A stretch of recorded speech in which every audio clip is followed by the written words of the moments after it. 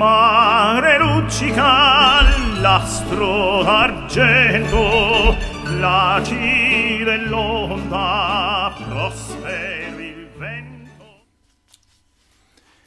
Recently, my wife's sister Kathy and I took a wonderful trip to southern Italy, and I did something that Sister Kathy would never even think of doing.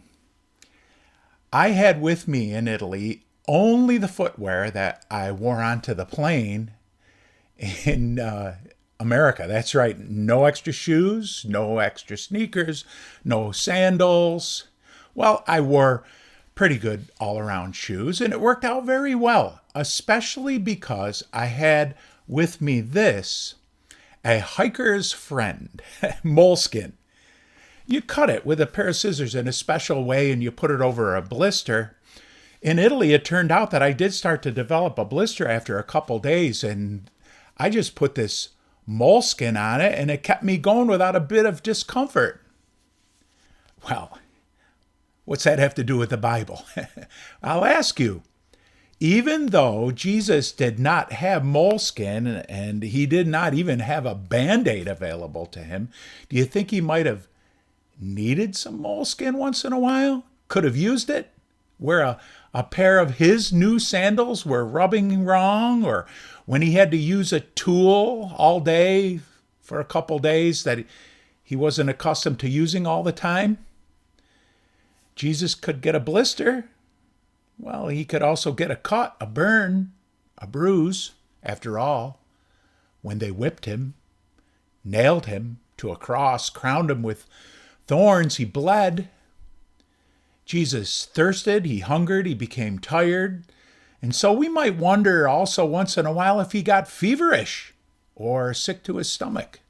It doesn't seem that Jesus was in a habit of performing miracles for himself. But did he have divine health?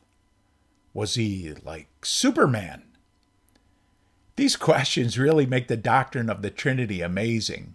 God came to earth as a man and experienced life as a man with all the human vulnerabilities. It's as it should be, because love requires that we make ourselves vulnerable. Hebrews 4:15 says that Jesus was touched by the feeling of our infirmities, and that he was in all points tempted like we are, yet without sin. Oh, that's hard to wrap your head around it. Jesus remained God, but he laid aside his divinity to experience every kind of temptation. I like to think of it this way. When Jesus says, I lay my life down for the sheep, I don't believe that he's only referring to the cross there. He's referring to the entire difficult life in the flesh, from birth through childhood, through adolescence, and on into maturity. He was an active child and a healthy adolescent and a working adult. Do you have a pain? Jesus had them too.